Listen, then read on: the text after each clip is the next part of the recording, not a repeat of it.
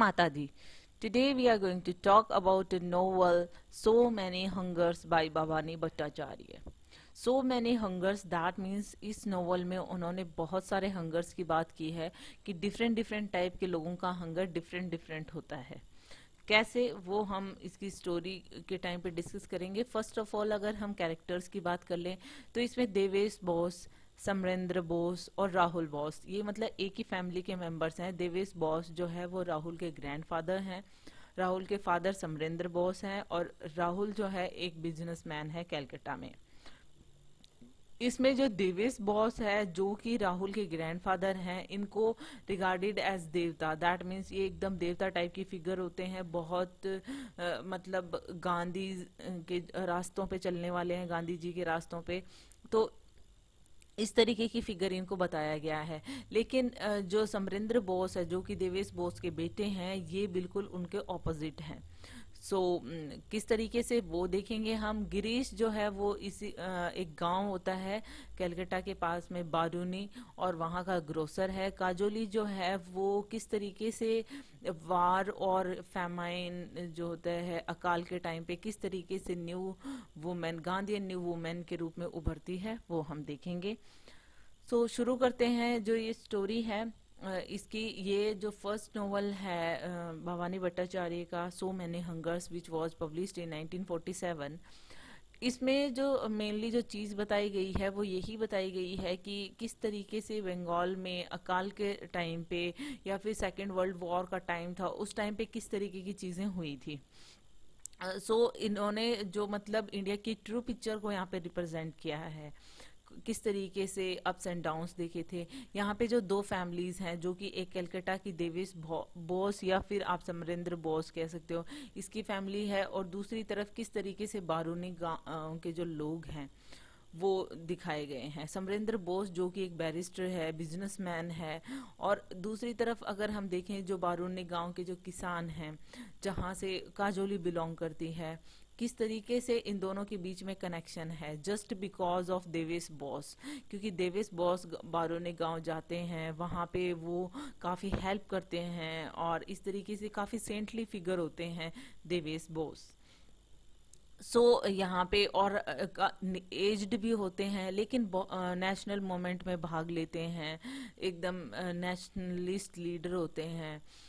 ये जो है बारूनी गांव के जो लोग हैं, इन्हें एकदम पूजते हैं, एकदम देवता की तरह पूजते हैं, और ये गांधी जी के रास्तों पे चलते हैं। सिविल डिसओबीडियंस मूवमेंट में ये भाग भी लेते हैं, और कई बार ये जो है इस तरीके के मोमेंट्स में पार्टिसिपेट करते हुए कई बार ये जेल में भी जाते हैं। इस तरीके से मतलब जो बारूनी गांव के लोग हैं, इन्हें काफ़ी ज़्यादा लाइक करते हैं देवेश बाबू को, और बहुत ज़्यादा पसंद करते हैं। दैट्स वाई कि इनको देवता बुलाते हैं।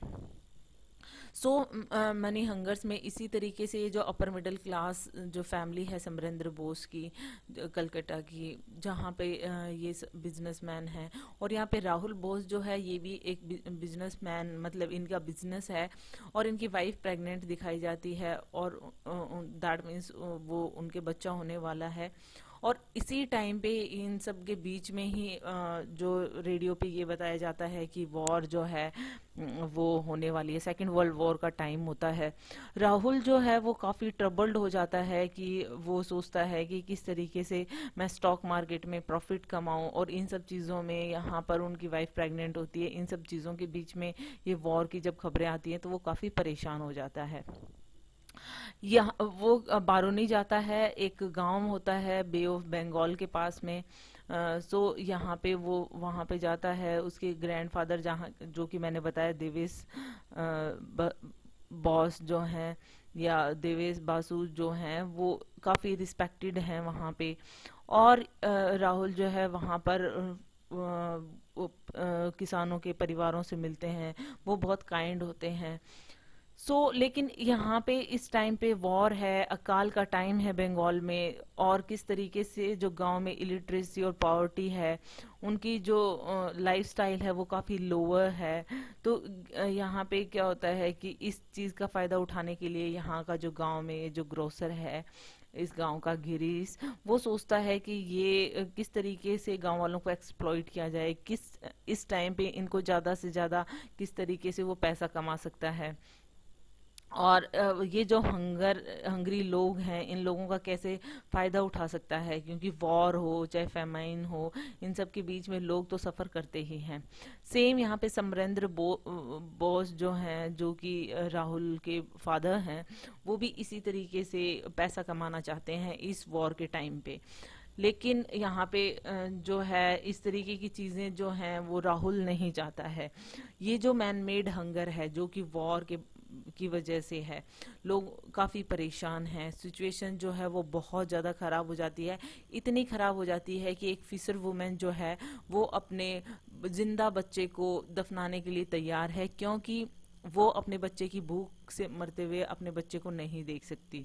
तो सोचो कितना स्ट्रगल हो रहा था उस गांव में, और बहुत सारी अप्स एंड डाउन्स में इसी तरीके से मतलब वो लोग होप ढूंढ रहे होते हैं इस नोवेल में।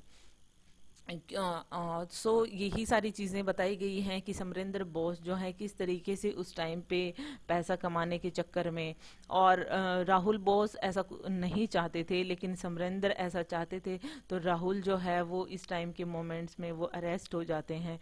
और जो इनका छोटा बेटा होता है उसकी भी मिसिंग की रिपोर्ट आती है। तो जो ये चाहता था, क्योंकि ये सिर्फ चाहता था कि ब्रिटिश रूलर्स के लिए उन ब्रिटिश रूलर्स को काफ़ी खुश रखे और ऐसी चीज़ें चाहता था समरेंद्र बोस, ना कि बारूनी गांव के लोगों के लिए कोई हमदर्दी रखता था।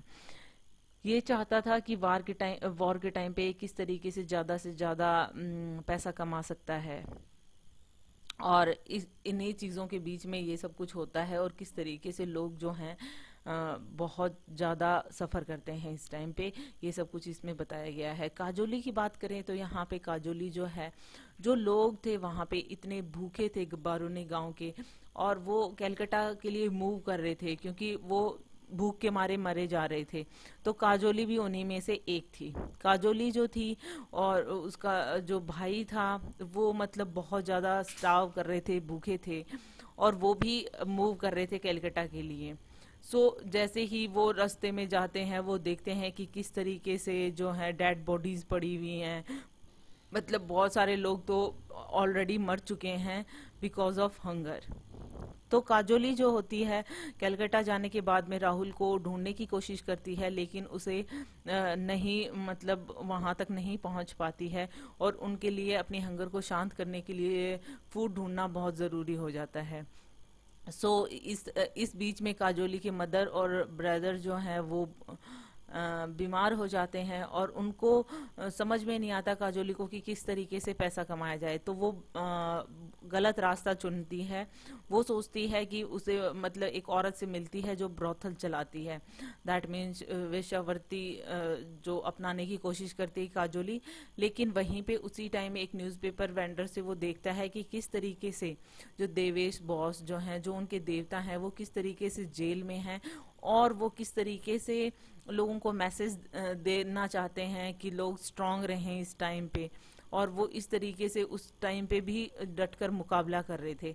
तो एट द एंड काजोली जो है वो भी ये सोचती है कि क्यों ना मैं भी मतलब इस तरीके की चीज़ें मैं क्यों कर रही हूँ, अच्छा होगा कि मैं न्यूज़पेपर बेचकर अपने जो है खाना पाने की कोशिश करूं या अपना जीवन चलाने की कोशिश करूं। तो वो जो ब्रॉथल में जाने की जो वो सोचती है वो वहाँ पे ड्रॉप कर देती है वो आइडिया, और न्यूज़पेपर वेंडर बनने की सोचती है। इस तरीके से मतलब काफ़ी अच्छा यहाँ पे डिसीजन काजोली का दिखाया जाता है कि किस तरीके से वो एक गलत रास्ते को छोड़कर सही रास्ते की तरफ जाती है, और एक गांधीयन न्यू वुमेन जो है वो बनकर उभरती है। और यहाँ पे जो है समरेंद्र बोस जो हैं वो बहुत दुखी होते हैं, क्योंकि उन्होंने ब्रिटिशर्स को प्लीज़ करने की कोशिश की थी, ना कि यहाँ पे लोगों की हेल्प करने की कोशिश की थी। तो उनके साथ भी कुछ अच्छा ज़्यादा होता नहीं है। सो इसमें जो है, अगर हम बात करें एट द एंड की हंगर्स की बात की गई है, तो हंगर्स जो होते हैं वो अलग अलग दिखाए गए हैं। जैसा कि आपने अभी इसमें देखा होगा कि किस तरीके से उन्होंने अलग अलग चीजें, जैसे कि भाई पॉलिटिशियन है या फिर जो पैसा कमाना चाहता है, जैसे समरेंद्र बोस है, वो पैसे के लिए भूखा है, वो उसके लिए लड़ रहा है, उसके लिए उसका हंगर है। तो किसी के लिए कुछ और चीज का हंगर है। फॉर एग्जाम्पल किसी के लिए मनी का हंगर है, जो कैपिटलिस्ट है वो पैसा कमाना चाहता है, जैसे ग्रीस है जो ग्रोसर है वो उस टाइम पे भी पैसा कमाना चाहता है। किसी को फूड का हंगर है, कोई भूखा है, हंग्री है, सो उसको इस टाइम पे यहाँ पे बंगाल में स्टाव कर रहे थे लोग, तो उनको फूड का हंगर था। किसी को सेक्स का हंगर है उस टाइम पे, कि कलकत्ता में ब्रोथल्स चल रहे थे, तो दैट्स वाई कि वहाँ पे काजोली ने जाने की सोची थी, जो कि उसने बाद में ये आइडिया ड्रॉप कर दिया था। किसी को डिग्निटी की हंगर है कि किसी को मतलब वेपन्स की हंगर है, कि किस तरीके से हम जो वॉर में जीतने के लिए ज़्यादा से ज़्यादा हमारे पास वेपन्स होने चाहिए। इस तरीके से अलग अलग टाइप की हंगर इस नॉवल में बताई गई है। सो होप आपको समझ में आया होगा। Hope you like it. If you like it, please hit the thumbs up button, please please please subscribe the channel, put your views and suggestion in comment section. So thank you.